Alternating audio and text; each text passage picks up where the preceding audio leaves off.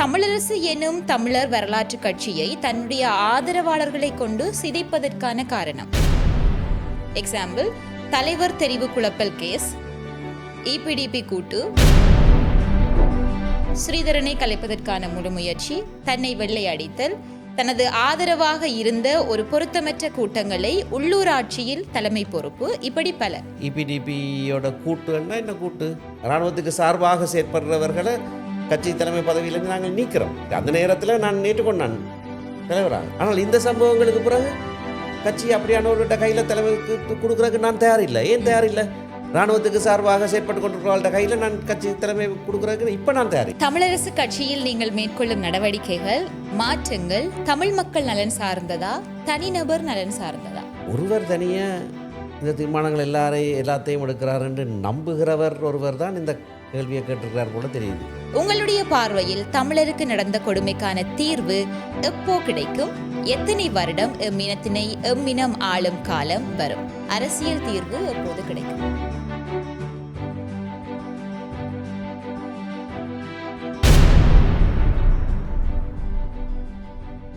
So இப்போ நாங்கள் ரெண்டாவது செக்மெண்ட்டுக்குள்ளே போகலாம். கையில் நான் இந்த டப்பாவை வச்சு கொண்டிருக்க யோசிப்பாங்க, என்னடா இவ்வளோ நேரமும் காய்ச்சதுக்கு உங்களுக்கு ஏதாவது ஸ்வீட்ஸ் தரப்போகிறது அப்படின்னு சொல்லி. ஆனால் இது ஸ்வீட்டா இனிப்பா உரைப்பான்றது இதில் இருந்து உங்களுக்கு வரப்போகிற கேள்விகளை பொறுத்து இருக்குது. அதாவது பப்ளிக் வாய்ஸ் அப்படின்னு சொல்லி இந்த செக்மெண்ட்டுக்கு நான் பேர் வச்சிருக்கிறேன். நேற்றைய தினம் நாயக்கினே சொன்னது போல் சமூக ஊடகங்களில் நான் கேட்டிருந்ததுக்குனாங்க நிறைய விதமான கேள்விகள். நான் சற்றுமே எதிர்பார்க்கல. இதில் ஒரு 50க்கும் மேற்பட்ட கேள்விகள் நான் இதில் எடுத்திருக்கிறேன்.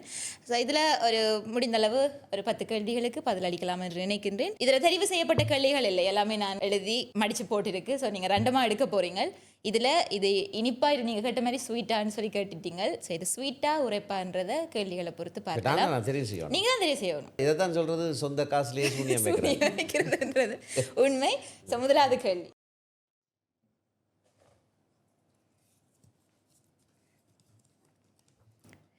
நான் சுமந்திரன் அவர்களை நேரில் சந்தித்தால் வைக்கும் கோரிக்கை இதுதான். அதாவது ஏதாவது ஒரு பக்கமாக நில்லுங்கள். தமிழர் சிங்களவர்கள் சார்பாக 2 பக்கமும் நிற்பதால் சர்வதேச நாடுகள் குழம்பி போயுள்ளனர். சர்வதேச நாடுகள் எல்லாம் அவர் கூட கதைச்சிருக்கேன் போல. இது யார் இந்த பதிலை போட்டார்கள் என்றதை நான் காணொலியில் விஷயம். இது நல்ல ஒரு கேள்வியில் கோரிக்கைன்னு சொல்கிறாலும், அதாவது எங்களோட மக்கள் பலர் இந்த ஒன்றில் கருப்பு இல்லாட்டி வெள்ளை, ரெண்டுக்கு நடுவில் எதுவுமே இல்லை என்ற ஒரு நிலப்பாட்டில் இருக்கிற ஆக்கள் இருக்கணும். அது மட்டுமல்ல, தமிழ் மக்கள் சார்பாக நின்றால் அது சிங்கள மக்களுக்கு எதிரானது. சிங்கள மக்களுக்கு நியாயமானதை பற்றி ஏதாவது சொன்னால் அது தமிழ் மக்களோட சம்மந்தப்படாத விஷயமா இருந்தாலும் அது தமிழ் மக்களுக்கு எதிரானது என்று அப்படி 2 பக்கமாக பிரிந்து நிற்கிற ஒரு மனப்பாங்கொண்டு இருக்குது. என்னுடைய நிலைப்பாடு சரியான பக்கத்தில் நிற்க வேணும். யாருக்கு அநீதி ஏற்படுதோ அவர் சார்பாக பேச வேணும். எங்களோட நாட்டில் சரித்திரபூர்வமாக அண்மை காலமாக தமிழ் மக்களுக்கு எதிராக மிகப்பெரிய அநீதிகள் இடம்பெற்றிருக்கிறது. அதுக்கு எதிராக நான் பேசுகிறேன். பேசுகிற போது சிங்கள மக்களுக்கு எதிராக நடந்ததை பற்றியும் நான் பேசத்தான் வேணும். தனியாக ஒரு பக்கமாக பேசினால் அது சரியானதுக்காக பேசுகிறதாக இருக்காது.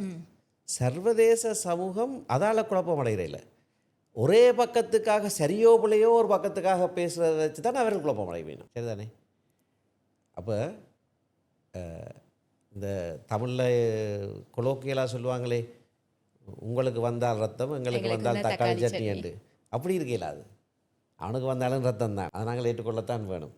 சர்வதேச சமூகம் அதை மிக மிக உன்னிப்பாக கவனிக்கிறார்கள். ஏனென்று சொன்னால், ஒரு உதாரணத்தை மட்டும் சொல்கிறேன். தமிழ் மக்கள் கொழும்புல இருந்து திடீரென்று இரவாக பஸ்களில் ஏற்றி அகற்றப்பட்ட போது அன்று காலையிலே ஒரு வழக்கு தாக்கல் செய்து நான் அதில் நிறுத்தினான்.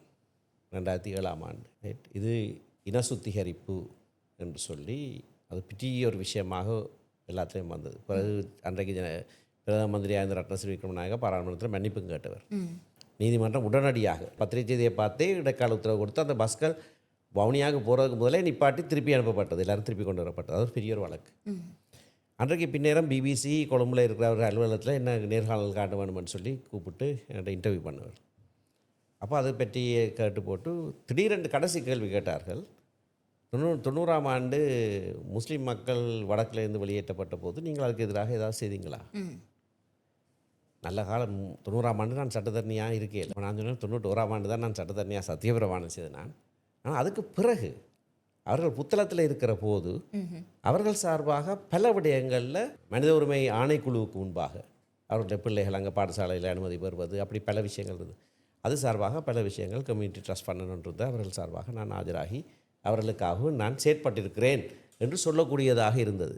ஏன் அவர்கள் அந்த கேள்வியை கேட்டார்கள்டா, நீ நீதிக்காகத்தான் நிற்கிறியா இல்லாட்டி வெறுமனே ஒரு பக்க சார்பாக நிற்கிறியான்னு தான். சர்வதேச சமூகத்தில் இதில் குழப்பமே இல்லை. நாங்கள் மற்றபடி வித்தியாசமாக செயற்பட்டால்தான் அவர்களுக்கு குழப்பம் வரும். ஆகவே எனக்கு தெரிந்து அவருக்கான பதில் கிடைத்திருக்கும் என்று நம்புகிறேன். அப்படி இல்லை என்று சொன்னால் இந்த காணொலி வழியாகின்ற சமயத்தில் நீங்கள் சொல்லலாம் உங்களுக்கான பதில் உங்களுடைய கேள்விக்கு அவருடைய பதில் திருப்தி அளித்ததா இல்லையான்னு சொல்லி. 2வது கேள்வி, பாராளுமன்ற தேர்தல் மூலம் சுமந்திரன் அவர்கள் தமிழ் மக்களின் பிரதிநிதியாக தேவையில்லை அல்லது அவர் பிரதிநிதியாக வராமையால் தமிழ் மக்கள் எந்த ஒரு ஆதங்கத்தையும் வெளிக்காட்டவில்லை. அதாவது நீங்கள் பிரதிநிதியாகவும் வர வேண்டிய அவசியம் இல்லை, நீங்கள் வராமையாக போனதால் மக்களும் எந்த ஆதங்கத்தையுமே காட்டிக்கொள்ளவில்லையாம். ஆனால் தமிழரசு எனும் தமிழர் வரலாற்று கட்சியை தன்னுடைய ஆதரவாளர்களை கொண்டு சிதைப்பதற்கான காரணம், எக்ஸாம்பிள் தலைவர் தெரிவு குழப்பல் கேஸ், இபிடிபி கூட்டு, ஸ்ரீதரனை கலைப்பதற்கான முழுமுயற்சி, தன்னை வெள்ளையடித்தல், தனது ஆதரவாக இருந்த ஒரு பொருத்தமற்ற கூட்டங்களை உள்ளூராட்சியில் தலைமை பொறுப்பு, இப்படி பல. தமிழ் மக்கள் வீட்டு சின்னத்தை வெறுத்து ஊசி என்பிபி என மனமாற்றம் அடைந்தமைக்கு முழு காரணம் தமிழரசின் சுயநல போக்கு. அதற்கு மூல காரணம் அவரே. கேள்வி ஒன்றே ஒன்று, இவ்வளவு சொல்லிவிட்டு அதன் இறுதியாக கேள்வி ஒன்றே ஒன்று, இதனால் அடைய நினைப்பது என்ன? இவர் இவ்வாறு செயற்படுவது யாரை திருப்திப்படுத்துவதற்கு? முதலாவது, தமிழரசு கட்சி ஒரு பெரிய கட்சி. தமிழரசு கட்சியில் மத்திய செயற்குழு ஒன்று இருக்குது. அதில் 35 பேர்கிட்ட உறுப்பினர்களாக இருக்கிறார்கள். அவர்கள் தான் இறுதி தீர்மானம் எடுக்கிறது. அரசியல் குழு ஒன்று இருக்குது, அதில் 9 பேர் இருக்கிறார்கள். அவர்கள் தான் தீர்மானம் எடுக்கிறது. ஒருவர் தனியாக இந்த தீர்மானங்கள் எல்லாத்தையும் எடுக்கிறார் என்று நம்புகிறவர் ஒருவர் தான் இந்த கேள்வியை கேட்டிருக்கிறார் போல தெரியுது. அப்படி செய்யலாமா? 35 பேர் இருக்கிற இடத்துல ஒருவர் தனியாக மிச்சம் 34 பேரையும் கண்ணை காட்டி போட்டு செயற்படுத்துகிற அந்தளவுக்கு வெள்ளமை உள்ளவன் நானுன்னு எனக்கே தெரியாது. அப்போ கேள்வியிலே அடிப்படையிலேயே ஒரு பெரிய ஒரு பிள்ளை ஒன்று இருக்குது. இபிடிபியோட கூட்டுன்னா இந்த கூட்டு அதிகமான ஆசனங்கள் உள்ள பெற்ற கட்சிக்கு எல்லா கட்சிகளும் ஆதரவு கொடுக்க வேணும் நிர்வாகங்களை என்று சொன்னால் அது இபிடிபியோட கூட்டா. அப்போ விளக்கக்குறைவால் எழுதினதோ அல்லது வேணுமெண்டே திரிபடியாக எழுதினதோ எனக்கு தெரியலை. அந்த கேள்வியிலே ஒரு விதமான நியாயம் இருக்கிறதாக எனக்கு தெரியலை. ஆகவே அந்த கேள்வியில் எதுவுமே இல்லை, அது கேள்விக்கு அடிப்படையே கிடையாது. ஓகே, ஸோ நாங்கள் 3வது கேள்விக்கு செல்லலாம். அடுத்ததாக, ஒரு கிழக்கில் உள்ள வளங்களை, கடல் மற்றும் விவசாய நிலங்கள், இரு சமூகங்களும் சமமாக பயன்படுத்தி பொருளாதார ரீதியாக முன்னேற உங்களின் ஆலோசனை என்ன? கிழக்கில் மிக முக்கியமான வளங்கள் இருக்குது. விசேஷமாக எங்களுடைய நெல்லரிசி உற்பத்தி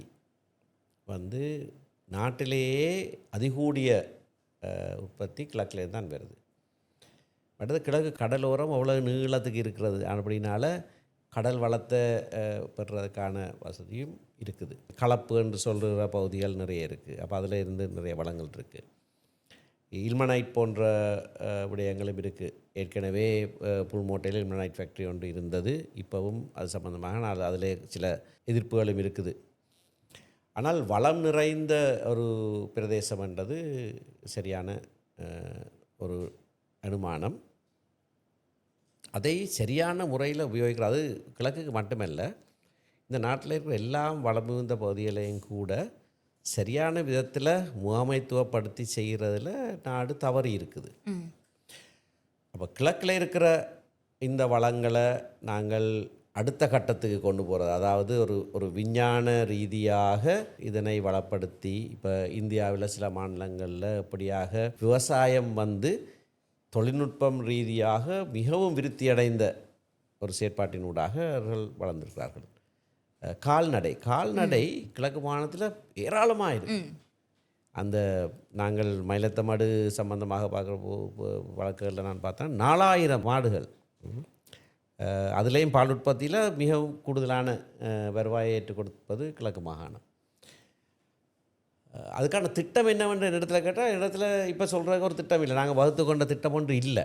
ஆனால் அது எங்களுடைய கையிலே அந்த ஆட்சி இருக்கிற வேளைகளிலே நாங்கள் பல திட்டங்களை வகுத்திருக்கிறோம். சென்ற ஆண்டு காலத்தில் விவசாய அமைச்சு, கிழக்கு மாநிலத்தில் விவசாய அமைச்சு எங்களுடைய கட்சியுடைய முன்னைய பொதுச் செயலாளர் திரு துரராஜ் சிங்கத்தின் கையில் இருந்தது. மிக மிக நன்மையான பல விடயங்களை அவர் அந்த இடத்துல கொண்டு வந்திருந்தவர். ஆகவே கிழக்கு வடக்கிலேயும் அப்படித்தான். இந்த விடயங்கள் எங்களுடைய கையிலே வருகிற போது அதற்கான திட்டங்களை விசேஷமாக இந்தியா போன்ற நாடுகளோடு இணைந்து அந்த வளங்களை சரியான முறையிலே முகாமைப்படுத்துகிற திட்டங்களை நாங்கள் கொண்டு வருவோம். அது என்னவென்று சொல்வதற்கு என்னிடத்தில் இப்பொழுது ஒரு திட்டம் கிடையாது. ஓகே, ஆலோசனை இப்பொழுதுக்கு சொல்ல முடியாது ஆலோசனைகள். அடுத்த கேள்விக்குள்ளே செல்லலாம்.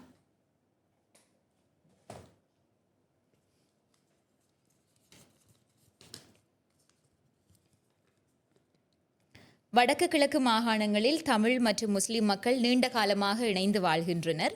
இவ்விரு சமூகங்களுக்கு இடையிலான அரசியல் இடைவெளியை குறைத்து ஒரு பொதுவான இலக்கை நோக்கி பயணிக்க உங்கள் தரப்பிலிருந்து முன்னெடுக்கப்படும் திட்டங்கள் என்ன? இது மிகவும் முக்கியமான ஒரு விஷயம். இது சம்பந்தமாக நான் ஏராளமான முயற்சிகளை செய்திருக்கிறேன், பலருக்கும் தெரியும்.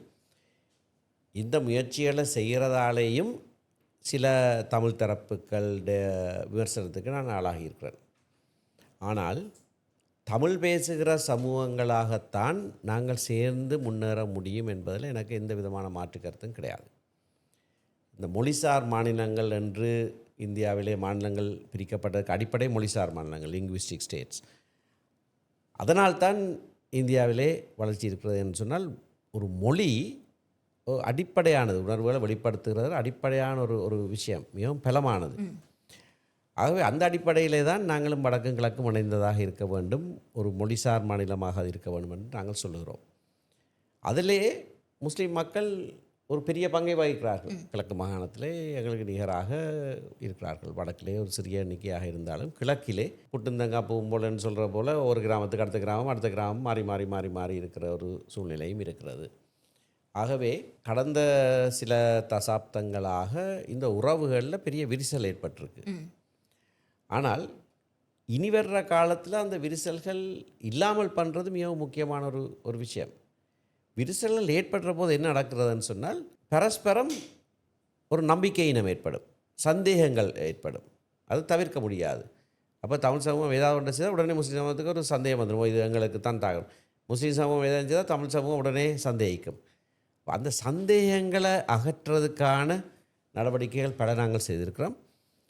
கடந்த உள்ளூராட்சி மன்ற தேர்தலின் போது முஸ்லீம் மக்களுடைய பிரதான கட்சியான ஸ்ரீலங்கா முஸ்லீம் காங்கிரஸோடு நாங்கள் எழுத்து மூலமான ஒப்பந்தங்களும் செய்திருக்கிறோம். திருவண்ணாமலை மாவட்டத்தில், வன்னி மாவட்டத்திலேயும் ஓரிரு இடங்களில் நாங்கள் அப்படியாக செய்திருக்கிறோம். இதற்கு முன்னைய காலத்தில் கிழக்கு மாகாண ஆட்சியிலேயும் நாங்கள் இணைந்து செயற்பட்ட ஒரு சரித்திரம் இருக்கிறது. நாங்கள் விட்டு கொடுத்ததான ஒரு குற்றச்சாட்டு இருக்கிறது. விட்டு கொடுத்ததோ என்னவோ நாங்கள் இணங்கி செய்ததாகிறது. அப்படி இணங்கி செயற்படாவிட்டால் அந்த மாகாணத்தினுடைய அதிகாரம் வேறு கையலுக்கு போய்விடும். ஆகவே ஒரு மொழிசார் அடிப்படையிலே இந்த இரண்டு சமூகங்களுக்கும் இடையிலே ஏற்பட்டிருக்கிற இந்த விரிசல், இந்த நம்பிக்கை இனத்தை இல்லாமல் பண்ணுவதற்கான ஒரு அணுகுமுறையை நாங்கள் தொடர்ச்சியாக கடைபிடிக்கிறோம். அது சில வேளைகளில் எங்களுக்கு எதிராகவும் வந்து சேருகிறது. விசேஷமாக தமிழ் மக்கள் விடுதலை புலிகள் என்று பிள்ளையானவர்களுடைய கட்சி சென்ற பாராளுமன்ற தேர்தலுக்கு முதல் பாராளுமன்ற தேர்தலிலே அதை எங்களுடைய கட்சிக்கு எதிரான ஒரு பெரியதொரு பிரச்சாரமாக கொண்டு வந்தார்கள். அப்போ முஸ்லீம் எதிர்ப்பு என்று சொன்னாலே, ஏனென்றால் அந்த அந்த விரிசல் ரெண்டு சமூகங்களுக்கும் இடையிலே இருக்கிற சில முரண்பாடுகள் காரணமாக அவர்கள் ஒருவருக்கு எதிராக எடுக்கிற நிலைப்பாடு மற்றவர்களுக்கு கொஞ்சம் சந்தோஷத்தை கொடுக்கும்.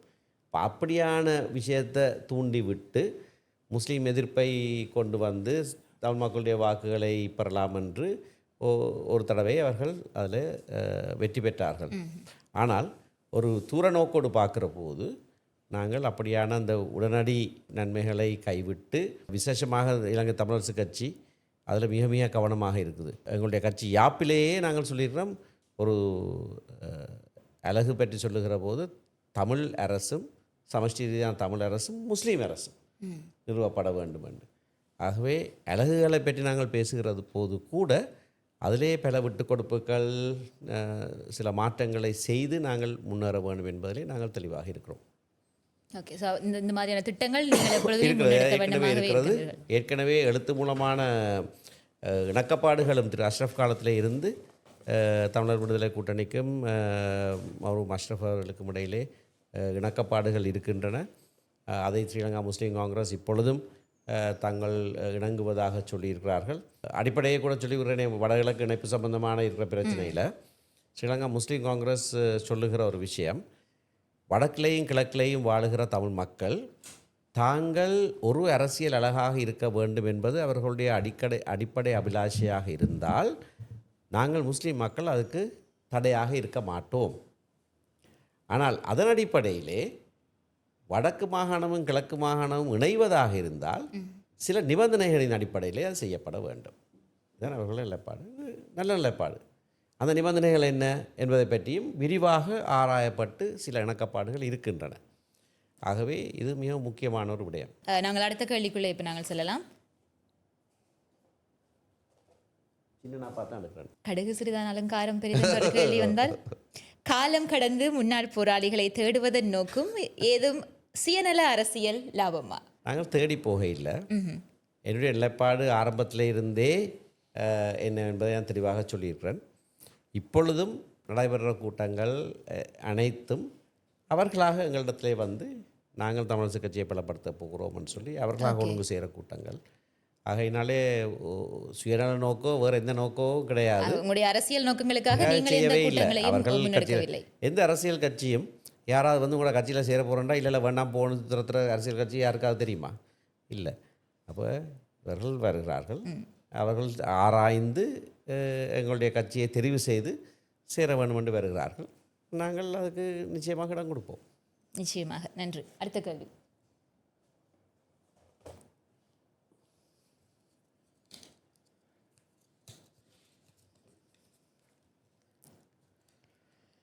தமிழரசு கட்சியில் நீங்கள் மேற்கொள்ளும் நடவடிக்கைகள், மாற்றங்கள் தமிழ் மக்கள் நலன் சார்ந்ததா, தனிநபர் நலன் சார்ந்ததா?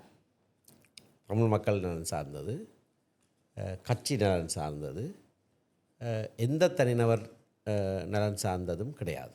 தனிப்பட்ட நீங்கள் என்பது மட்டுமின்றி வேறு எந்த ஒரு தனிப்பட்ட நபர் சார்ந்தும் எடுக்கவும் முடியாது. சில வேளைகளில் நான் எடுக்கிற நடவடிக்கைகள் எனக்கு பாதகமாக, தனிநபருக்கு பாதகமாக கூட இருக்கலாம். இவர் என்ன இவ்வளவுக்கு கடினமாக இருக்கிறார், முன்னைய காலத்தில் பரவாயில்ல தம்பி, இருங்கோ தம்பி, பேசுவோம் தம்பின்னு சொல்லி போட்டு போன காலம் இருந்தது. இவர் என்ன இப்படி இருக்கிறார் என்று கட்சிக்குள்ளேயே சில வேளையில். ஆனால் கட்சி ஒழுங்காக இருக்க வேண்டுமாக இருந்தால், தமிழ் மக்களுக்கு ஒரு திடமான அரசியல் கட்சி இருக்க வேண்டுமாக இருந்தால் இந்த நடவடிக்கைகள் அத்தியாவசியம். அடுத்த கேள்வி.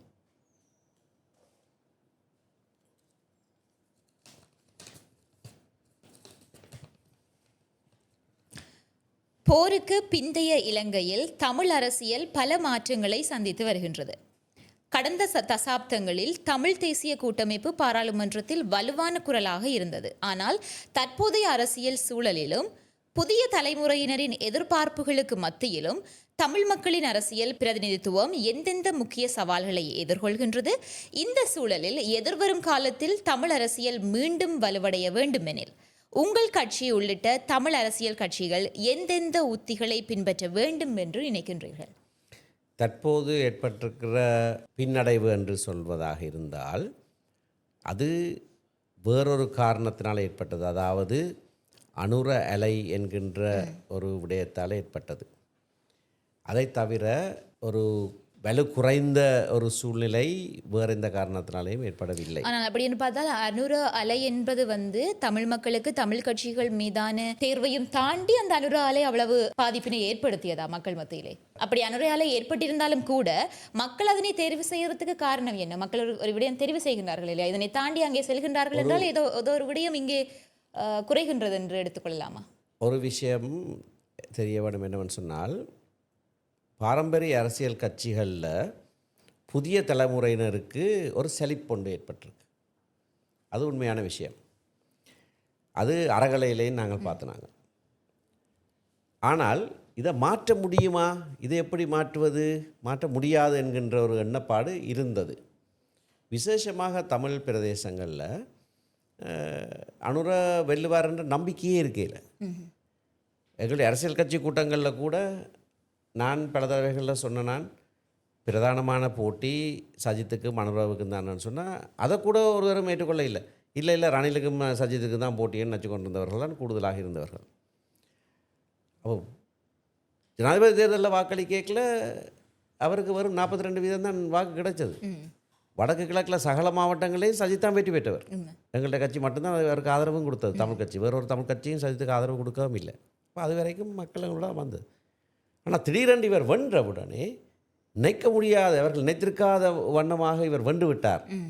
அப்போ இனி இந்த முழு முறைமை மாற்றம் என்று இந்த சிஸ்டம் சேஞ்சுன்றது அப்போ இது நடக்குமா, நடக்காதென்று செழிப்படைஞ்சிருந்தவர்களுக்கு நடக்கலாம் என்ற ஒரு புதிய ஒரு எண்ணம் வந்து அதுதான் அந்த அலை. அதுதான் அது பாராளுமன்ற தேர்தலாக இருந்தாலும் அனுராவுக்கு கிடைச்சது 42% தான். ஆனால் பாராளுமன்ற தேர்தலில் வீசினது அனுர அலை தான். ஏன்னா அங்கே வந்த வேட்பாளர்கள் ஒருவருக்கும் தெரியாது. அது தெரிஞ்ச பிறகு இன்னும் மோசமாக அவர்களை பற்றி நினைக்கிறார்கள். ஆனால் அடித்தது வந்து அனுர அலை. அதுக்கு காரணம் வந்து இந்த முறைமை மாற்றம் வரலாம் என்கின்ற ஒரு நம்பிக்கை துளிர் விட்டுட்டுது. அதில் போய் அடிபட்டு போட்டது தான். ஆனால் அது உடனேயே அந்த அந்த அலை அப்படியே இறங்கிட்டுது. இப்போ 6 மாதத்துலேயே உள்ளூராட்சி மன்ற தேர்தலில் நாங்கள் பார்த்துருந்தோம். அது இல்லாமல் தமிழ் பிரதேசங்களில் விசேஷமாக தமிழ் பெரும்பான்மையாக இருக்கிற சபைகளில் ஒரே ஒரு சபை தான் கைப்பற்றினார்கள். நாட்டானில் மன்னார் மாவட்டத்தில் மற்ற ஒரு சபையும் அவர்கள் கைப்பற்றலை. எங்களோட கட்சி 34 சபையில் கைப்பற்றினது. ஆனபடியாக அந்த அந்த இந்த சோடா போத்தில் நாங்கள் சொல்லுவோம் கேஸுண்டு திறந்தனே புக்கன்னு வேறு, அது கேஸ் போயிட்டுது. 6 மாதத்துலேயே போயிடுச்சு. ஓகே, சிறப்பான ஒரு பதில். அடுத்த ஒரு கேள்வி.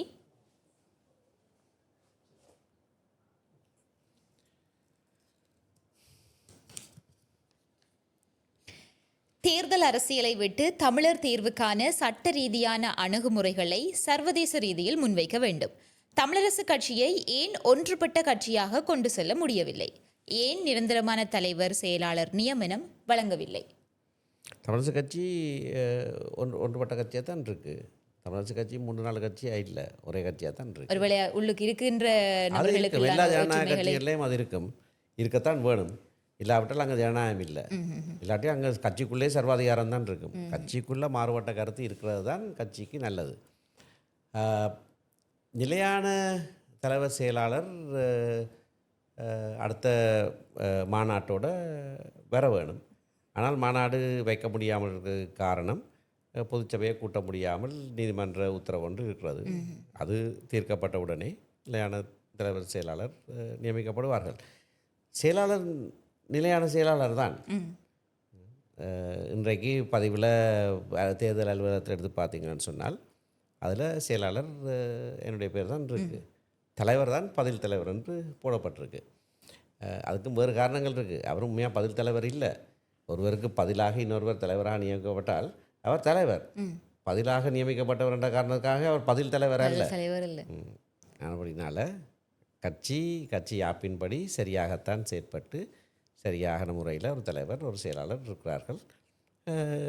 அது மாற்றப்பட வேண்டிய நேரத்தில் அது மாற்றப்படும். நிச்சயமாக. நன்றி அந்த பதிலுக்கு. அடுத்த கேள்வி.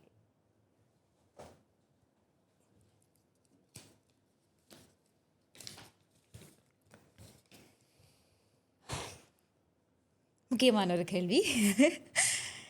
கௌரவ ஸ்ரீதரன் எம்பி அவர்களுக்கும் கௌரவ பாராளுமன்ற உறுப்பினர் ஸ்ரீதரன் அவர்களுக்கும் சுமந்திரன் அவர்களுக்குமான பிரச்சினையின் மூலம் என்ன? எதற்காக அவரை தலைவராக ஏற்றுக்கொள்ள இவர் மறுக்கின்றார்?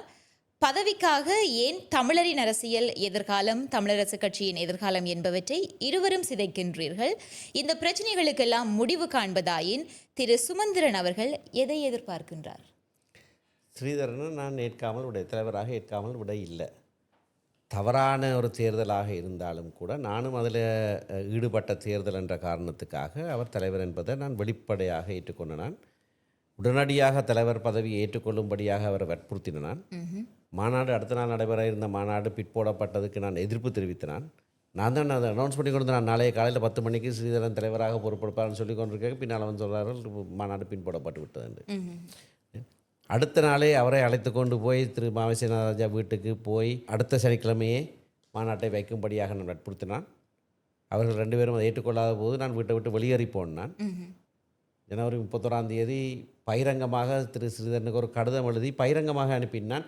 உடனடியாக தலைவர் பொறுப்பை ஏற்றுக்கொள்ளுங்கள் என்று சொன்னான். இப்போ எங்களோட கட்சி தலைவராக இருக்கிற CVK சிவஞானம் ஐயா ஸ்ரீதரன் சொன்னவர் ஆஃபீஸுக்கு வந்து தலைவர் பொறுப்பை பொறுப்படுத்ததாக நீங்கள் கையெழுத்து போட்டு பொறுப்படுங்க உண்டு. சுமந்திரனும் வருவார், நானும் வாரன் செய்வோம்னு சொல்லி அதுவும் அவர் செய்யலை. ஆகவே அவரை நான் தலைவராக ஏற்றுக்கொள்ளவில்லை என்று சொல்கிறது ஒரு அபத்தமான குற்றச்சாட்டு. அவரை அந்த தேர்தல் முடிவோட அவரை தலைவராக ஏற்றுக்கொண்டது பல நடவடிக்கைகள் எடுத்தது நான் மட்டும்தான். அவரை எடுக்கவில்லை. அவர் எடுக்காமல் இருந்த பிறகு நீதிமன்ற கட்டளை ஒன்று வந்து அதையும் அவர் ஏற்றுக்கொண்டு நீதிமன்றத்தில் சொல்லப்பட்ட சரி என்று அவரை நீதிமன்றத்தில் கையெழுத்தும் போட்டு கொடுத்துருக்கார். வழக்காளி சொன்னது சரி, நாங்கள் ஏற்றுக்கொள்கிறோம். அதையும் நான் தான் ஏற்றுக்கொள்ளவில்லை.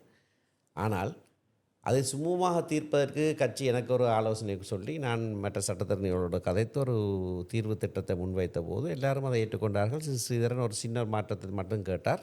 ஆனால் இப்போ அதுக்கு மாறாக வேறொரு நிலைப்பாட்டை எடுத்திருக்கிறார். அவர் மட்டும்தான். ஆகவே அவரை தலைவராக ஏற்றுக்கொள்ளவில்லைன்னு என்ன குற்றஞ்சாட்டுறதுல எந்த விதமான அடிப்படையுமே கிடையாது.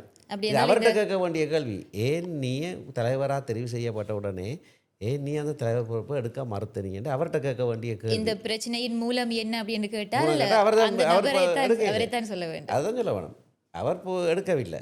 எவ்வளவு பேர் வற்புறுத்தியும் அவர் எடுக்கவில்லை. நான் பகிரங்கமாக கடிதம் மூலம் வற்புறுத்தி கூட அவர் எடுக்க இல்லை. ஆகவே அது அவர்கிட்ட கேட்க வேண்டிய கேள்வி. நிச்சயமாக கேட்கின்ற சந்தர்ப்பங்கள் கிடைத்தால் இந்த கேள்வியை நான் அவரிடம் கேட்கின்றேன். நிச்சயமாக அந்த அடிப்படையில் நாங்கள் அடுத்த கேள்வியை பார்க்கலாம். எனக்கு தமிழன் எனும் ரீதியில் உம்முடைய தமிழ் தேசியத்தில் நம்பிக்கை இல்லை. எமது இனத்தினை கொன்று குவித்த இராணுவ படையோடு சம்பூருக்கு வரும்போது நினைத்தேன், அன்று இவர்களா தமிழருக்கு நடந்த அநியாயத்தினை தோல்வியடைய செய்து நியாயம் பெற்றுத்தரப் போறவர்கள் என்று. நீங்கள் ஆயுத வழியிலான போராட்டத்தினை ஏற்காத ஒரு மனிதன் தமிழன் என்று உங்களை சொல்ல பிடிக்காமல் இருக்குது. ஏனோ தெரியவில்லை, தமிழன் என்ற பெருமையை உலகுக்கு உணர்த்தியது அந்த போராட்டம். தமிழ் இனத்துக்கு இருந்த ஒப்பற்ற தலைவர் மேதகு என்று மட்டுமே என் மனம் உணர்கின்றது. உங்களுடைய பார்வையில் தமிழருக்கு நடந்த கொடுமைக்கான தீர்வு எப்போ கிடைக்கும்? எத்தனை வருடம் எம்மினம் ஆளும் காலம் வரும்? எத்தனை வருடத்தில் எம்மினம் ஆளும் காலம் வரும்? அரசியல் தீர்வு எப்போது கிடைக்கும்? எவரையும் கொலை செய்கிறத நான் ஏற்றுக்கொள்ள இல்லை. இராணுவம் தமிழர்களை கொலை செய்கிறதை நான் ஏற்றுக்கொள்ள இல்லை. தமிழ் மக்கள் சார்பில் சிங்கள மக்களை யாராவது கொலை செய்தாலும் நான் ஏற்றுக்கொள்ள இல்லை. கொலை செய்து ஒரு தீர்வு காண முடியும் என்று நான் நம்புகிறவன் அல்ல. நடந்த போரில் எந்த பக்கம் அதிக இழப்பு வந்திருக்கும் என்று தமிழ் மக்களுக்கு தான் கூடுதலான இழப்பு வந்திருக்கு. அது எல்லாருக்கும் தெரிஞ்ச விஷயம். கூடுதலாக இதில் நிறையில் வச்சு பார்க்குற இல்லை, இது கூட அது சரியானது சரி, பிள்ளையானது பிள்ளை. இராணுவத்தோடு நான் ஒருபோதும் சம்பூருக்கு போனது கிடையாது. அவர் என்னத்தை பார்த்து இதை சொல்கிறாரோ தெரியாது. சம்பூர் விடுவிக்கப்பட்டதில் எந்த பங்களிப்பு என்னவாக இருந்ததுன்றது தெரியாத ஒருவர் இந்த கேள்வி கேட்குறார் போல இருக்குது. சம்பூர் விடுவிக்கப்பட்ட போது சம்பூருக்கு நான் போன போது என்ன தன்னை தோளில் தூக்கி கொண்டு ஊர் முழுக்க அந்த ஊர் மக்கள் என்ன கொண்டு திரிந்தவர்கள். ஏன்னா சம்பூர் விடுவிக்கப்பட்டதில் எந்த பங்களிப்பு என்னவென்று அவர்களுக்கு தெரியும். நாகேஸ்வரன் அந்த இடத்துல அந்த சம்பூர் மக்களுடைய சம்பூர் விடுவிப்புக்காக அண்மையில் இறந்திருக்கிறார். ஒவ்வொரு வருஷமும் தன்னுடைய நிலத்தில் அதுக்கு பிறகு குடியேறின பிறகு தன்னுடைய தோட்டத்தில் இருந்து ஒரு காய்கறி ஏதாவது ஒவ்வொரு வருஷமும் எனக்கு அனுப்பி வைப்பார். கடைசியாக அனுப்பி வச்சது ஒரு பூசணிக்காய். ஒவ்வொரு வருஷமும் மறக்காமல் எனக்கு ஏதாவது ஒரு காய்கறி எனக்கு அனுப்பி வைப்பார். என்றால் அந்த ஞாபகத்தில் சம்பூர் விடுவிக்கப்பட்டது. சம்பூர் விடுவிக்கப்பட்ட போது திரு சம்பந்தன் அங்கே போயிருந்து ஹெலிகாப்டரில் வந்து இறங்கினது மைத்ரிபால சிறிசேன ஜனாதிபதி. திரு சம்பந்தன் ஒரு ஆள் உயர மாலையை கொண்டு போய் அவருக்கு போட்டவர்.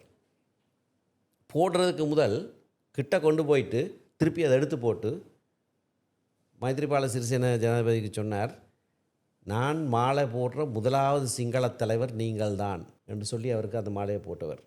அது வரைக்கும் அவர் எந்த சிங்கள தலைவருக்கும் மாலை போட்டது கிடையாது. ஏன் அதை செய்தவர் என்றால், அந்த சம்பூர் விடுவிக்கப்படுவதற்கு ஜனாதிபதி மைத்ரிபால சிறிசேன இணக்கம் தெரிவித்த காரணத்தினால விடுவிக்கப்பட்டதால். சம்பூர் சம்பந்தமாக எத்தனை வழக்குகள் வாதாடினு கேள்வி கேட்டவருக்கு தெரியுமோ தெரியாது. ஒரு தடவை நீதிமன்றத்தில் ஒரு உச்ச நீதிமன்ற நீதியரசி மற்ற பக்கத்துக்கு சொன்னார், சுமந்திரனை நீதிமன்ற அவமதிப்புக்கான ஒரு குற்றச்சாட்டை முன்வைங்கோண்டு, ஏன்னா நான் வாதாடின முறை. அந்த ஒரு வழக்கில் தான் 77ஆம் ஆண்டில் இருந்து தன்னுடைய சட்டத்தரணி தொழிலை முற்றுமாக கைவிட்டிருந்த திரு சம்பந்தன் அந்த வழக்கில் என்னுடைய கணிச சட்டத்தரணியாக ஆஜரானவர் 30 வருஷத்துக்கு பிறகு. ஏன்னா அதில் முக்கியத்துவம் தெரிஞ்சு அப்படியாக ஒரு மிகவும் நுணுக்கமாக மிக கஷ்டப்பட்டு நாங்கள் வென்றெடுத்த நிலம் சம்பூர். அந்த நேரத்தில் ஆளுநராக இருந்த ஆஸ்டின் ஃபெர்னாண்டோ ஒரு நாளும் காலையில் எனக்கு 5:45க்கு தொலைபேசி அழைப்படுப்பார்.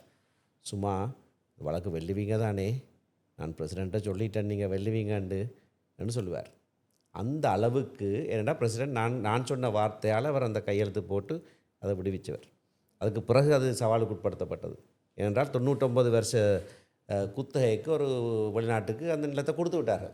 அந்த நிறுவனம் வந்து வழக்கு வச்சது. அப்படியாக 2008ஆம் ஆண்டில் இருந்து அதுக்காக வழக்கு பேசினது. அங்கே நான் போய் உண்ணாவிரதம் இருந்த படங்கள் இன்றைக்கும் இருக்கிறது.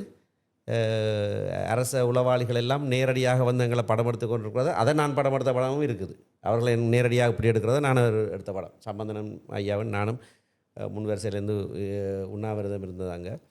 அப்படியாக பல போராட்டங்கள் செய்து சட்ட போராட்டம் தான் இறுதியில் நாங்கள் அதில் வென்றெடுத்து கொடுத்த நிலம். நான் அப்படினால எந்த சிந்தனையில் அவர் இப்படியான ஒரு கேள்வியை கேட்குறாரோ எனக்கு தெரியாது. இராணுவம் வெளியேற வேணும் என்பதற்கான பல வழக்குகள் செய்து வெற்றி பெற்றது நான் செய்தது. இழப்பீடுகளுக்கான அலுவலகம் என்றொன்று நிறுவப்பட்டது. அதில் ஆட்களை நியமிக்கிறது இந்த அரசியலமைப்பு பேரவை. பண்மை காலத்தில் திரு ஸ்ரீதரனுக்கு எதிராக நாங்கள் எடுத்த நடவடிக்கை சம்பந்தமாக பல கருத்துக்கள் இருக்குது. அதாவது பாராளுமன்ற குழு தலைவர் பதவியிலிருந்து அவரை நாங்கள் விலக்கினது சம்பந்தமாக. அதுக்கு பிரதானமான காரணம், இந்த இழப்பீட்டுக்கான அலுவலகத்துக்கு ஆட்களை நியமிக்கிற போது 5 பேர் அதில் நியமிக்கப்பட வேண்டும். ஒருவர் ஏற்கனவே இருக்கிறார், 4 பேர் பதவி காலம் தான் முடிஞ்சது. இருக்கிறவர் மேஜர் ஜெனரல் பாலித்த ஃபெர்னாண்டோ. இழப்பீடு என்ன, இராணுவத்தால் மக்களுக்கு ஏற்பட்ட இழப்பீடு சம்பந்தமாகத்தான் அந்த அலுவலகமே இருக்குது. அதில் இராணுவ அதிகாரிக்கு என்ன, அது கோட்டாபய காலத்தில் நியமிக்கப்பட்ட ஒருவர். சரி, மிச்சம் 4 பேரையாவது மட்டாக்களை நியமிக்கலாம்னு பார்த்தா அந்த அரசியலமைப்பு பேரவை என்ன செய்தது, இன்டர்வியூ பேனல் ஒன்றை நியமிச்சது. நீங்கள் ஆக்களை தெரிவு செய்து நேர்முக தேர்வு செய்து சிபாரிசு செய்யுங்க ஒன்று. 12 பேர் ஷார்ட் லிஸ்ட் பண்ணி கொடுத்தது. அந்த இன்டர்வியூ பேனல்லேயும் ஸ்ரீதரன் இருக்கிறார். இருந்து கொண்டு 4 பேரை சிபாரிசு செய்தார்கள். அதில் 2 பேர் இராணுவ பின்புலம், ஒரு ஆள் நேவிய கமாண்டராக இருந்தவர், மற்றவர் பாதுகாப்பு அமைச்சர மேலதிக செயலாளராக இருந்து எங்களுடைய நிலங்கள் எல்லாம் அபகரிக்கிறதுக்கு மிகவும் முக்கிய பங்களித்து வருவார். அவருடைய பேரை பிரேரித்தது. பிறகு அரசியலமைப்பு பேரவை அந்த பெயர்களை ஜனாதிபதிக்கு முன்மொழிகிற போது அங்கே இருக்கிற சிவில் சமூக பிரதிநிதி அதை எதிர்த்தவர். ஏனென்றால் இதில் இராணுவத்தில் ஈடுபாடு இருக்கக்கூடாது. ஒரு சிவில் சமூக பிரதிநிதி இராணுவமயமாக்கலுக்கு எதிராக அங்கே வாக்களித்த போது திரு ஸ்ரீதரன் சேர்ந்து வாக்களித்து அவரை தெரிவும் செய்தவர். அப்போ அப்படியாக செய்த சமயத்தில் எங்களுடைய மத்திய செயற்குழு இதை குறித்து கேள்வி கேட்டால் அவர் இல்லை நான் அப்படி செய்யலை அவர் சொன்னதை நம்பி நாங்கள் ஒரு ஏகமனதான ஒரு தீர்மானத்தை எடுத்து ஜனாதிபதிக்கு அனுப்பிட்டாங்க. என்ன, அந்த 2 பேரை நீங்கள் நியமிக்க வேண்டாம். திரு ஸ்ரீதரன் சேர்ந்து அந்த கடிதத்தை எழுதினது. நல்ல காலம் ஜனாதிபதி திருப்பி எங்களுக்கு எழுதியில் அவர் தானே தெரிவு செய்து அனுப்பின பேரண்டு. சரியா? அப்படியா, இராணுவமயமாக்குதல் இந்த விஷயங்களில் இராணுவம் ஈடுபடக்கூடாது என்றதில் மிக மிக தீவிரமாக இருக்கிறவர்களில் நான் ஒருவன். அதுக்கு பிறகு கடற்காலர் நாயகமாகவும் ஒரு இராணுவ அதிகாரியை நியமித்தது, போலீஸ் ஆணைக்குழுவுக்கு ஒரு இராணுவ அதிகாரியை நியமித்தது, இது எல்லாவற்றிலையும் அவற்றை பங்களிப்பு இருந்த காரணத்தால் தான் நாங்கள் சொன்னாங்கள் உங்களையும் சங்கடத்துக்கு உட்படுத்தாமல் கட்சியையும் சங்கடத்துக்கு உட்படுத்தாமல் அந்த குழுவிலேருந்து நீங்கள் விலகி இருங்கோன்னு கேட்டாங்க. அவர் நாங்கள் இல்லை. அதனால் பாராளுமன்ற குழு தலைவர் பதில் வீட்டாங்க. நான் ஏன் இந்த அண்மை கால சம்பவங்களை சொல்கிறேன் என்றால், இராணுவம் செய்த அட்டூழியங்களுக்கு எதிராக குரல் கொடுக்கறதுல நாங்கள் முன்னணியில் நிற்கிறோம். அதுதான் அதுக்காக கட்சிக்குள்ளேயே சில பிரச்சனைகள் வர்ற போது கூட நாங்கள் நடவடிக்கை எடுக்கிறோம். இராணுவத்துக்கு சார்பாக செயற்படுறவர்களை கட்சி தலைமை பதவியிலேருந்து நாங்கள் நீக்கிறோம். சரிதானே? இப்போ ஸ்ரீதரனை பற்றி நீங்கள் முதல் கேட்ட கேள்வி, அந்த நேரத்தில் நான் ஏற்றுக்கொண்டான் தலைவராக. ஆனால் இந்த சம்பவங்களுக்கு பிறகு கட்சி அப்படியானவர்கிட்ட கையில் தலைவருக்கு கொடுக்குறதுக்கு நான் தயாரில்லை. ஏன் தயாரில்லை? இராணுவத்துக்கு சார்பாக செயற்பட்டு கொண்டிருக்கிறவர்கள்ட்ட கையில் நான் கட்சி தலைமை கொடுக்குறதுக்கு இப்போ நான் தயாரி. ஆனபடினால எந்த அடிப்படையில் இந்த கேள்வி எழுதப்படுறதுன்னு எனக்கு விளக்கமே இல்லை. கேள்வி கேட்ட நிலைப்பாடு என்றது வேறு விதமாக இருக்கின்றது, நடந்த விடயம் என்றது வேறு விதமாக இருக்கின்றது. நிச்சயமாக அவருக்கு இந்த விடயங்கள் விளங்கும் அப்படின்னு சொல்லி நான் நம்புகிறேன். அந்த வகையில் இந்த செக்மெண்ட்டினுடைய இறுதி கேள்வி பார்க்கலாம். நீண்ட காலமாக தமிழர்களுக்கான அரசியல் தீர்வின் முக்கிய அங்கமாக கருதப்படும் சுயாட்சியுடனான காணி போலீஸ் அதிகாரம் வழங்கப்பட்டால் தமிழ் மக்களுக்கு முதலாவது தமிழ் மக்களுக்கு கிடைக்க போகும் நன்மைகள் என்ன, இரண்டாவது தீமைகள் என்ன, மூன்றாவது தமிழ் அரசியல்வாதிகளுக்கு கிடைக்க போகும் நன்மைகள் என்ன, தீமைகள் என்ன? முழுமையான அதிகார பகிர்வு ஒன்று கொடுக்கப்படுமாக இருந்தால், அதாவது மீள பெறப்பட முடியாத, அதான் சுயாட்சியிட ஒரு முக்கிய குணாம்சம். கொடுக்கப்படுற அதிகாரம் தன்னிச்சையாக மத்திய அரசாங்கம் மீள பெறப்பட முடியாததாக இருக்க வேணும். அப்படியாக முழுமையான அதிகாரங்கள் கொடுக்கப்படுமாக இருந்தால் அது ஒரு முழுமையான அரசியல் தீர்வு. எங்களோட கட்சியுடைய கொள்கையும் அதுதான் முழுமையான அரசியல் தீர்வு. இப்போ அரசியலமைப்பில் இருக்கிற 13ஆம் திருத்தத்தின் மூலமாக கொண்டு வரப்பட்டது அப்படியான ஒரு தீர்வு அல்ல.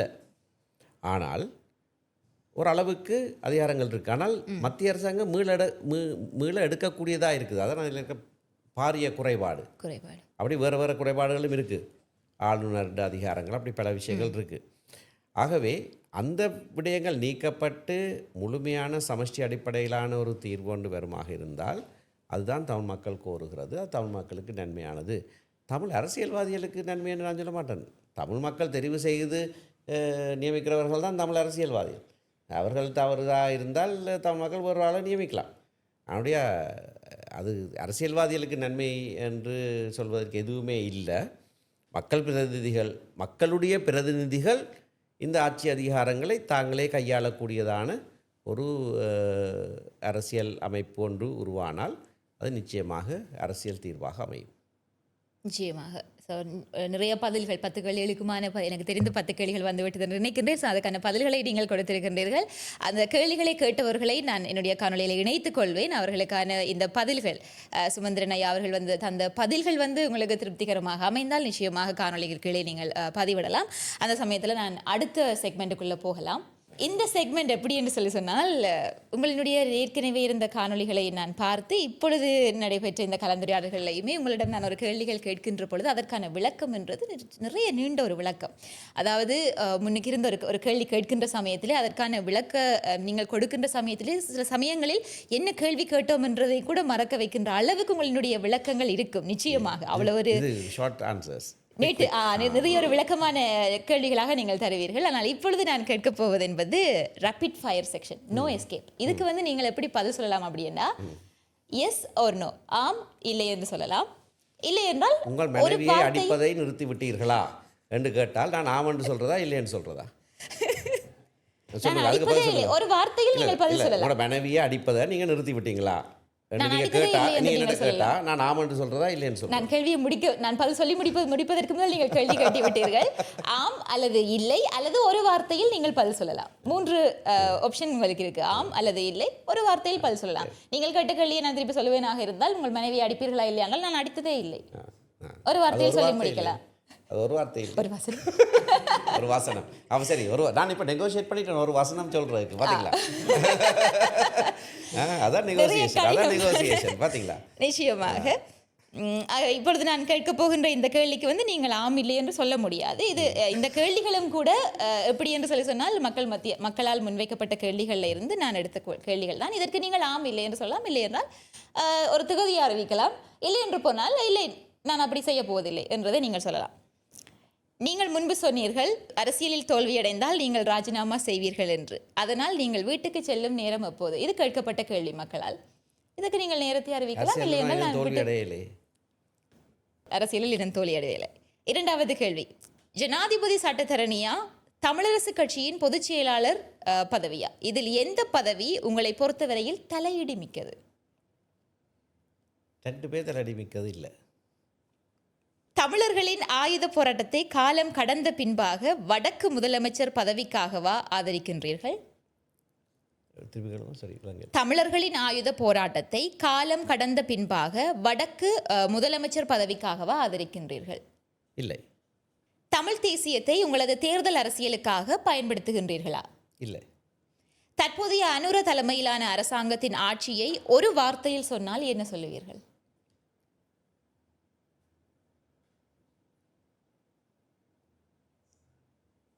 தடுமாறுகிறார்கள்.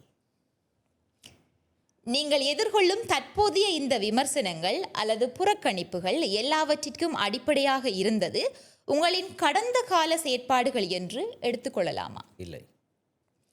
தமிழரசு கட்சி சார்ந்தவர்கள் தமிழரசு கட்சியில் உள்ளவர்களை தவறான பொய்யான பிரச்சாரங்கள் செய்தால், உதாரணமாக ஸ்ரீதரன் எம்பி மீது இது அந்த ஆன்லைன் சேஃப்டி ஆக்ட் இருக்கின்றது தானே, அது சார்ந்து அண்மையிலே பாராளுமன்ற உறுப்பினர் சாணக்கியன் அவர்களுடைய நேர்கள் எல்லாம் வந்திருந்தது. இது சார்ந்து இந்த ஒரு கேள்வி முன்வைக்கப்பட்டிருந்தது. எப்படி என்று சொன்னால், இன்னொருவர் அவர்கள் மீது அவதூறு பரப்புகின்ற சமயத்தில் அதற்கான நடவடிக்கைகள் எடுக்கப்படும் என்கின்ற பட்சத்திலே தமிழரசு கட்சி சார்ந்தவர்களே தமிழரசு கட்சியில் உள்ளவர்களை தவறான பொய்யான பிரச்சாரங்கள் செய்தால், உதாரணமாக ஸ்ரீதரன் எம்பி மீது ஏகப்பட்ட குற்றச்சாட்டுகள் முன்வைக்கப்படுகின்றது. குறிப்பாக அவருக்கான ஒரு அடைமொழியாக பார் ஸ்ரீ அப்படி என்று சொல்லியுமே அவர் தற்பொழுது நிறைய பேராலே வர்ணிக்கப்பட்ட வண்ணமாக இருக்கிறார். அது மட்டுமின்றி காணி தொடர்பான பிரச்சனைகள் என்று சொல்லி இன்னும் பல முன்வைக்கப்பட்டு கொண்டிருக்கின்றது. அவ்வாறு இருக்கையில் அப்படி அவதூறு பரப்புபவர்கள் யாராக இருந்தாலும் அவர்களுக்கு எதிராக நடவடிக்கை எடுப்பீர்களா? யார் சார்பாக என்று சொல்லலே. இப்போ எனக்கு எதிராக அவதூறு நடவடிக்கை செய்தால் உங்களுடைய கட்சி சார்ந்து கட்சிக்குள்ள இருப்பவர்கள் மீது அவ்வாறு முன்வைக்கப்பட்டால் நீங்கள் நடவடிக்கை எடுப்பீர்களா என்று கேட்கிறேன். அவர்கள் எடுக்க வேணும். அந்த நடவடிக்கையை நீங்கள் எடுக்க போல அவர்கள் எடுத்தால் நீங்கள் அதற்கான ஆதரவை வழங்குவீர்கள். அது உரியவர் தான் நடவடிக்கை எடுக்கலாம். நான் எடுக்கலாதே. என்னால் அண்மையில் அந்த சாணக்கியன் அவர்களினுடைய அந்த கருத்துக்கு நீங்கள் நடவடிக்கை எடுத்தார். நான் நடவடிக்கை அதற்கான ஆதரவை நீங்கள் ஒருவேளை இவர் எடுத்தால் நீங்கள் அதற்கான ஆதரவை தெரிவிப்பீர்களா? ஆதரவை நான் தெரிவிக்கல. நான் அவர் எடுத்த நடவடிக்கை கட்சி நிலைப்பாட்டுக்கு மாறானது அல்ல என்ப விளக்கத்தை கொடுத்துருக்கேன். அவ்வளோதான். நிச்சயமாக. அடுத்த கேள்வி அதே சேஃப்டி ஆக்ட் தொடர்பாகத்தான். ஒரு சாதாரண சாமானிய மனிதன் முழு ஆதாரங்களுடனும் தன் மீதாக அவதூறு பரப்பப்பட்டுள்ளது என்று உங்களிடம் உதவி கேட்டு வந்தால் அவனுக்கு சார்பாக வழக்கு தொடர்வீர்களா? நிச்சயமாக. இது எப்படி இந்த கேள்வி கேட்கப்பட்டது என்றால், உங்கள்கிட்ட வசதி படைத்தவர்கள் அதை செய்கின்றார்கள். நீங்கள் இந்த காணொலியுடைய ஆரம்பத்திலேயும் சொல்லியிருந்தீர்கள் உங்களுக்கு அந்த சட்டத்தரணியாக வேண்டும் என்று படிக்க வேண்டும் என்று யோசித்த பொழுதும் கூட அந்த ஏழைகளுக்காக என்கிற அந்த ஒரு வசனம் உங்களுக்கு தென்பட்டதுன்றது. இந்த கேள்வியை முன்வைத்தவர் கேட்டதும் கூட வசதி படைத்தவன் அந்த வழக்குகளை போட்டு வாதாடி கொண்டு செல்கின்றான். ஆனால் ஒரு மனிதன் மீது அவதூறுகள் முன்வைக்கப்படுகின்றது என்றால் அவனிடம் வசதி இல்லாத பட்சத்தில் அவன் சாதாரணமாக இருந்து விடுவான். ஒருவேளை அவன் அந்த பக்கத்தில் அவருக்கு எந்த ஒரு பிள்ளைகளும் இல்லை என்று முழுமையான ஆதாரங்களுடன் வந்தால் நீங்கள் இலவசமாக அவருக்கு அதனை செய்து கொடுப்பீர்களா என்றுதான் அவரால் முன்வைக்கப்பட்ட கேள்வி. நான் இலவசமாக செய்கிற வழக்குகள், நான் செய்கிற வழக்குகளில் எத்தனை வீதமானது என்று தெரிந்தவர்கள் இந்த கேள்வியை கேட்கவே மாட்டார்கள். நிச்சயமாக. நன்றி. சிறப்பான ஒரு பதில். இறுதியான கேள்வி, இந்த செக்மெண்ட்டினுடைய இறுதி கேள்வி. நாங்கள் எங்களுடைய நேர்காணலையும் இறுதி பகுதிக்கு வந்துவிட்டோம். தற்பொழுது பாராளுமன்ற உறுப்பினர்களினுடைய சிலரது பெயர்களை நான் இப்போ உங்களுக்கு சொல்லுவேன். அந்த நபர்களை பற்றி ஒரு வார்த்தையில் சொன்னால், நீங்கள் ஆரம்பத்திலே அரசாங்கத்தை பற்றி சொன்னது போன்று அந்த நபரை பற்றி அல்லது அவருடைய தற்பொழுதைய நடவடிக்கைகள் பற்றி ஒரு வார்த்தையில் நீங்கள் அவரை வர்ணிப்பீர்களானால் என்னென்று சொல்ல வேண்டும்? அமைச்சர் சந்திரசேகர் அவர்கள். பாராளுமன்ற உறுப்பினர் இளங்குமரன் அவர்கள். பாராளுமன்ற உறுப்பினர் ரஜீவன் அவர்கள். திசை மாறி போயிட்டார். பாராளுமன்ற உறுப்பினர் சாணக்கியன் அவர்கள். சிறப்பான ஒரு பாராளுமன்ற உறுப்பினர். பாராளுமன்ற உறுப்பினர் ஸ்ரீதரன் அவர்கள். திசை மாறி போயிட்டார். நல்ல கேள்விகளுக்கான ஒரு பதில்களை நீங்களுமே சிறந்த வகையில் தந்திருந்த நீங்கள். இப்போ நான் உங்கள்கிட்ட கடைசியாக கேட்குறதா இருந்தால், if you good change, like நீங்கள் பின்னோக்கி சென்று உங்களிடம் ஒரு கடிகாரம் தர்றோம் தந்து நீங்கள் அதை பின்னுக்கு அந்த இடத்துக்கு போய் அந்த ஒரு சிச்சுவேஷனை மாற்றி நான் திருப்பி என்ற ஒரு பாதையை நான் இப்படி கொண்டு வரலாம், மக்கள் மத்தியில் எனக்கான ஒரு விடயத்தை நான் கொண்டு வரலாம்டா, இஃப் யூ குட் சேஞ்ச் எதை நீங்கள் மாற்றுவீங்க? எதையுமே மாற்ற மாட்டேன். நடந்தது எல்லாமே நல்லா தான் நடந்திருக்கு.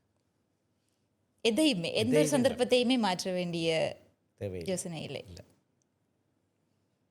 ஒரு உங்களிடமிருந்து நான் இன்றைக்கு கற்றுக்கொண்டதுன்றது வந்து எந்த மாதிரியான விமர்சனங்கள், எந்த மாதிரியான எதிர்மறையான விடயங்கள் முன்வைக்கப்பட்டாலும் அதை நாங்கள் எதிர்த்து போராடுகின்றோமா அல்லது எங்கள் மீதான அந்த பார்வையை மாற்றுகின்றதுக்கு நாங்கள் என்ன முயற்சிகளை எடுக்கின்றோம் என்றதை வந்து உண்மைக்குமே நான் இன்றைக்கு உங்களிடமிருந்து கற்றுக்கொண்ட ஒரு விடயம். உங்களிடமிருந்து அது மட்டுமல்ல, தனி மனித ஒரு ஆளுமையாக ஒரு கல்வி சார்ந்த விடயங்களாக கற்றுக்கொள்வதற்கு நிறையவே இருக்கின்றது. நிறைய தலைமைத்துவ விடயங்களாக இருக்கட்டும், அது ஒரு சிறந்த விடயம். ஒருவேளை வடமாகாண தேர்தலில் வந்து நீங்கள் முதலமைச்சராக தெரிவு செய்யப்படுவீர்களாக இருந்தால் எம்மவர்களுக்காக நீங்கள் செய்யக்கூடிய நல்ல செயல்கள் என்னன்றது உங்களுடைய திட்டம் என்னவாக இருக்கு? இந்த மாதிரியான ஒரு சுயாட்சி மூலமான அரசியல் தீர்வுக்காகத்தான் நாங்கள் எங்களுடைய கட்சி இவ்வளவு காலமும் எங்களுடைய முழு பிரயாசமும் அதிலே தான் இருக்குது.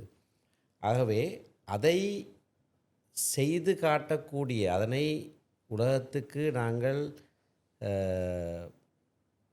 இது எங்களால் முடியும், நாங்கள் எங்களையே நிர்வகிக்கக்கூடிய ஆற்றல் எங்களிடத்தில் இருக்கிறது என்று காண்பிக்கக்கூடிய ஒரு சந்தர்ப்பம் என்னுடைய கையிலே வந்தால் அது நிச்சயமாக மிக மிக திறமையாக செய்து முடிப்பேன். நிச்சயமாக. ஏனென்றால் மக்கள் எப்பொழுதுமே எதிர்பார்ப்பதுன்றது எங்களுக்கான ஒரு மாற்றம் கிடைக்குமா என்றதுதான். அது கிடைத்தால் நிச்சயமாக மக்கள் சந்தோஷப்படுவார்கள் என்றது என்னுடைய ஒரு கருத்துமே. அதே சமயம் உங்களை மக்கள் நிறைய இடங்களில் நிராகரித்திருக்கின்றார்கள் என்றது வந்து, அதாவது தேர்தல்களிலே வந்த உங்களுக்கான ஆதரவாளர்களும் இருந்திருக்கிறார்கள், அதே சமயம் நீங்கள் வெற்றி அடையவில்லை என்கின்ற சமயத்திலே நிராகரித்திருக்கின்றார்கள் என்றதுமே ஒரு உண்மையாக இருக்கின்றது ஒரு பக்கம். அப்படி பார்க்கின்ற பொழுது உங்கள் மீது நீங்கள் சொல்கின்றீர்கள் இல்லையா, இதையுமே நான் மாற்றப் போவதில்லை, அப்படியே இருக்கட்டுக்கும் அப்படின்னு சொல்லி. ஆனால் ஒரு சிலவற்றை நான் இனி வருகின்ற காலங்களிலே மாற்றிக்கொண்டு நான் போவேன், இந்த விடயங்களை நான் இனிமேல் செய்யாமல் இந்த விடயங்களை நான் மக்களுக்காக மாற்றிக்கொண்டு போவேன் அப்படின்னு சொல்லி நீங்கள் ஏதாவது யோசித்திருக்கிறீர்களா? விளக்கங்களை மக்களுக்கு கூடுதலாக கொடுக்கலாம் என்ற சிந்தனை இருக்கிறது. அதனால் தான் இந்த பாட்காஸ்ட், இந்த காணொளிகள் போன்றவற்றை நான் செய்கிறேன். ஏனென்றால் மக்களுக்கு உண்மை தெரியும் தானே என்று நினைத்து கொண்டிருக்க பொய்களை திரும்ப திரும்ப சொல்லி சொல்லி அந்த பொய்களை நம்ப பண்ணுற ஒரு முறைமை ஒன்று வந்திருக்கிறது.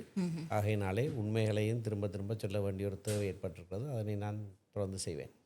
நிச்சயமாக நிறைய கேள்விகளுக்கு சலிக்காமல் நீங்கள் பதிலளித்திருக்கின்றீர்கள்.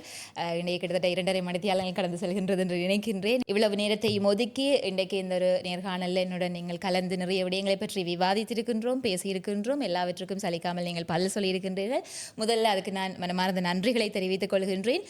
இந்த காணொளி பிரசுரமாகின்ற சமயத்திலே நிச்சயமாக மக்களாகிய நீங்கள் முழுவதுமாக பார்த்து இந்த காணொளியை பகிர்ந்து கொள்ளுங்கள். அது மட்டுமல்லாமல் உங்களுடைய கருத்துக்கள் எதுவாக இருந்தாலும் அவற்றை முன்வையுங்கள். உங்களுடைய விமர்சனங்களாக இருக்கட்டும், என் சார்ந்தும் சரி, அல்லது என்ன கேள்விகள் சார்ந்து, என்னுடைய பதில்கள் சார்ந்து எதுவாக இருந்தாலும், அல்லது அவர் முன்வைத்த அந்த கேள்விகளுக்கான பதில்கள் சார்ந்து உங்களுடைய விமர்சனங்கள், இந்த விடயங்களை நீங்கள் மாற்றிக்கொள்ளலாம் என்கின்ற விடயங்களை நீங்கள் முன்வைக்கின்ற பட்சத்திலே விமர்சனங்களை ஏற்றுக்கொண்டு அடுத்தடுத்ததாக நாங்கள் மாற்றிக்கொண்டு செல்கின்ற சமயத்தில் இன்னும் முன்னேற்றங்கள் அதிகமாகவே வரும் இல்லையா? நானும் உங்களுக்கு நன்றி சொல்ல வேண்டும். மிக சிறப்பான ஒரு நேர்காணலை நடத்தியிருக்கிறீர்கள். சலிக்காமல் பல கேள்விகளை கேட்டிருக்கிறீர்கள். அதிலேயும் விசேஷமாக பலர் என்னிடத்திலே கேள்விகள் கேட்கிறதாக நினைத்து கொண்டு சமூக வலைத்தளங்களிலே கருத்துக்களை பகிர்ந்து கொண்டிருப்பார்கள், கேள்விகள் போட சொல்லுவார்கள். நேரடியாக வந்து கேள்விகள் கேளுங்கள் என்று சொன்னால் அதற்கு முன் வருவதில்லை. ஆனபடியினால் பலர் அப்படியாக மறைந்திருந்து கொண்டு கேட்கிற கேள்விகளை எல்லாவற்றையும் கொண்டு வந்து நேரடியாக என்னிடத்திலே இந்த நேரத்திலே கேட்டு அந்த கேள்விகளுக்கு நான் பதில் சொல்வதற்கான ஒரு சந்தர்ப்பத்தை ஏற்படுத்தி கொடுத்ததற்காக உங்களுக்கு என்னுடைய மனமார்ந்த நன்றிகள். மிக்க நன்றிகள். உண்மைக்குமே நிறைய கருத்துக்களை பரிமாறியுள்ளோம். தொடர்ந்தும் அடுத்ததாக நாங்கள் யாரை நேர்காணல் செய்யலாம் என்றது உங்களுடைய எதிர்பார்ப்பு என்னவாக இருக்கின்றது என்றதையும் தெரிவியுங்கள். முடிந்தால் நாங்கள் அவரையுமே அழைத்து நாங்கள் நேர்காணல் செய்யலாம். இதே மாதிரியாக மற்றொரு டாக் வித் சங்கவி நிகழ்ச்சியில் உங்களை சந்திக்கின்றேன். நன்றி.